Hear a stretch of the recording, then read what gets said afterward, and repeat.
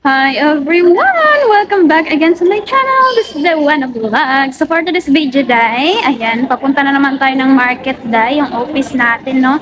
So ito lang yung time natin para makadaldal dito, no?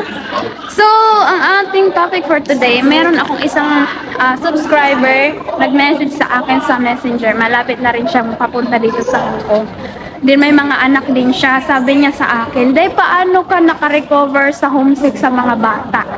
Sabi niya, "Umiiyak ka rin ba?" Sabi niya sa akin. Ay, oo, Day, sabi ko ganyan. Kahit sa vlog, naiiyak ako. So, paano nga ba ako naka-recover, no?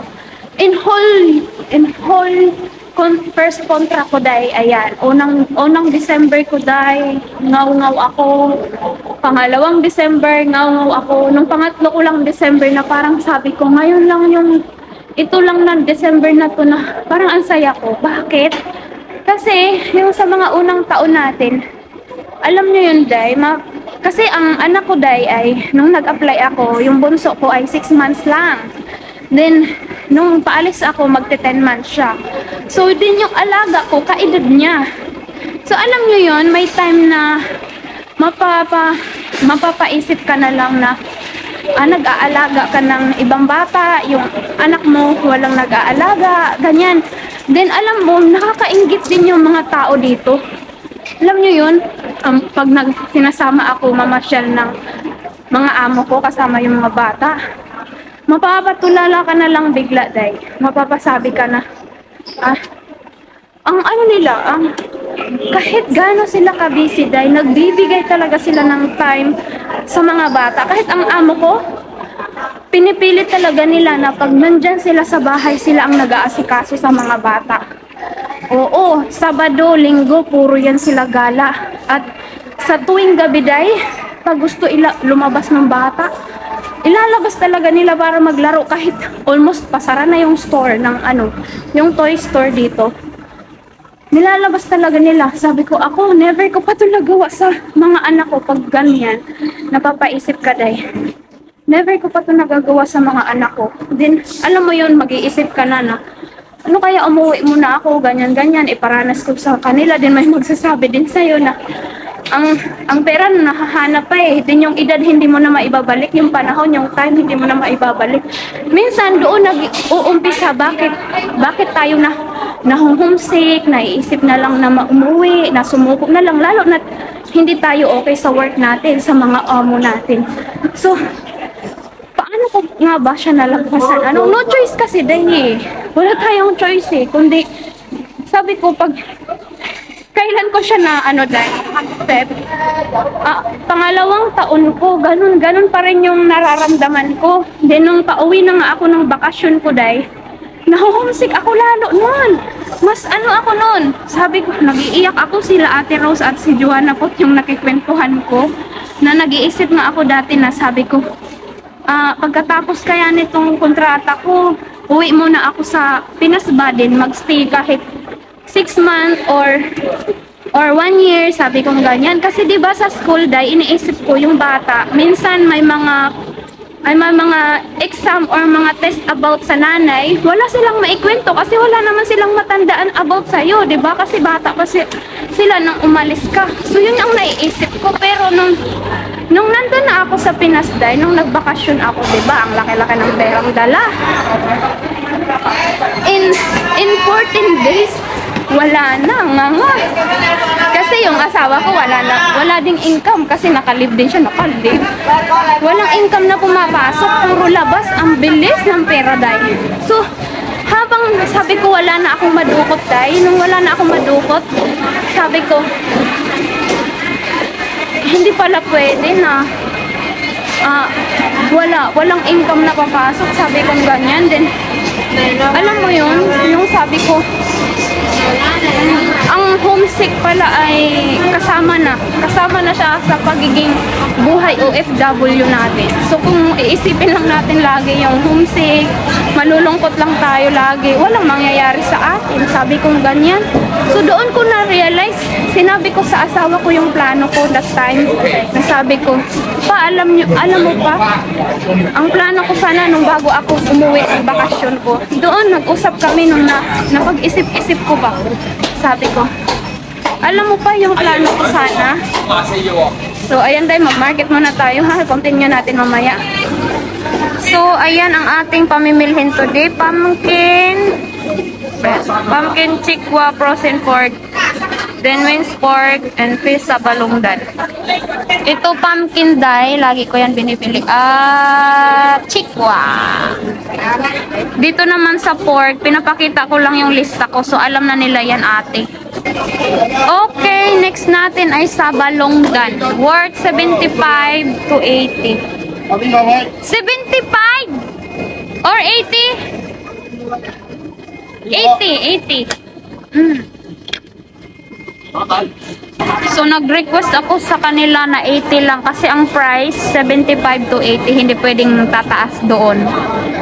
Pwedeng bumaba pero hindi pwedeng tataas sa 80. So ayan guys, tapos na tayo mag-market. Pupunta pa ako ngayon sa grocery doon sa binibilhan ko lagi ng aking pang-merienda kasi wala na akong pang-merienda dahil hindi pwedeng wala, magugutom ako. So ayan, sana nga ba tayo napukon? Ayun, nung nandun na ako sa Pinas nung wala na akong madukot dahil wala na akong mailabang.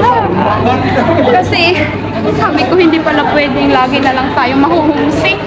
Kasi wala talagang pasok na income yung asawa ko kasi hindi din masyadong skilled, gano'n, iyot na mata.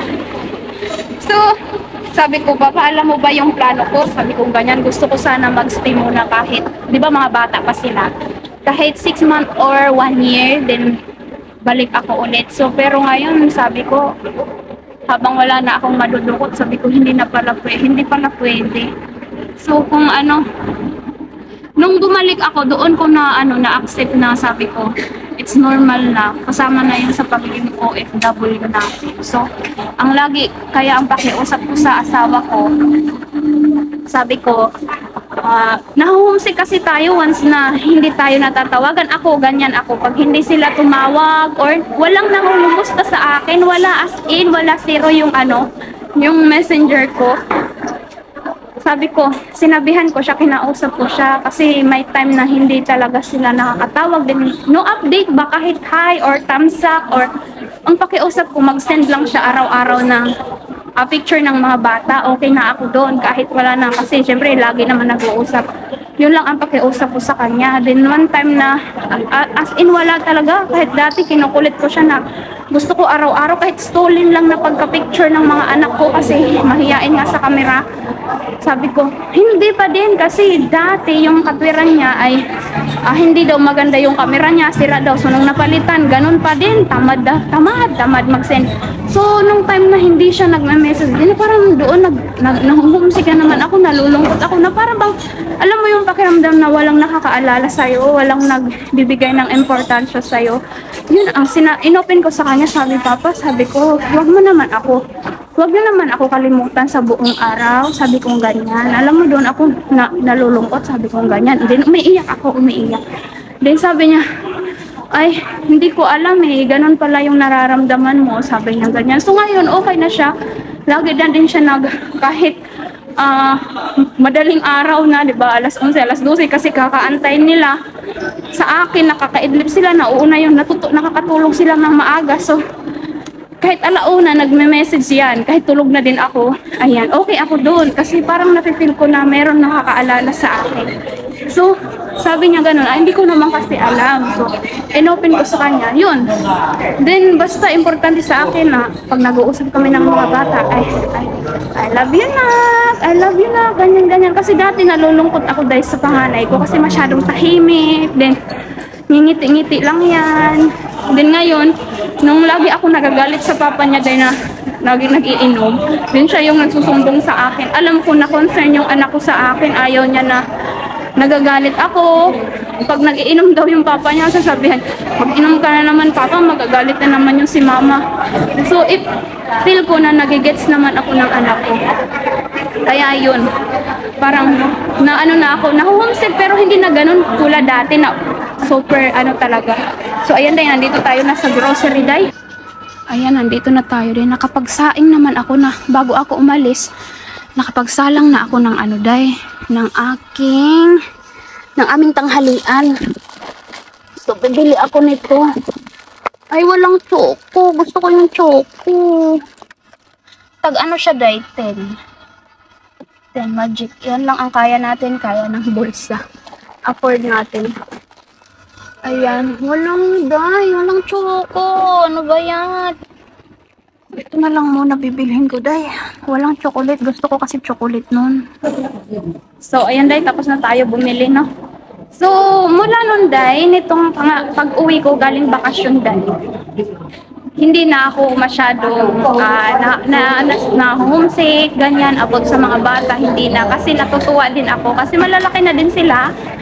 Mag 4 years old na yung aking bunso at mag 8 years old na din yung aking panganay. So, natutuwa ako kasi, alam mo yon pag yung bunso ko, yan. Dati kasi, nalulungkot ako day, kasi may mama siyang love.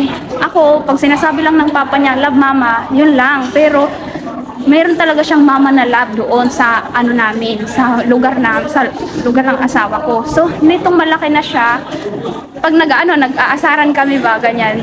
Sino love mo ba? Tatanungin siya ng asawa ko, sino love mo? Mama, papa.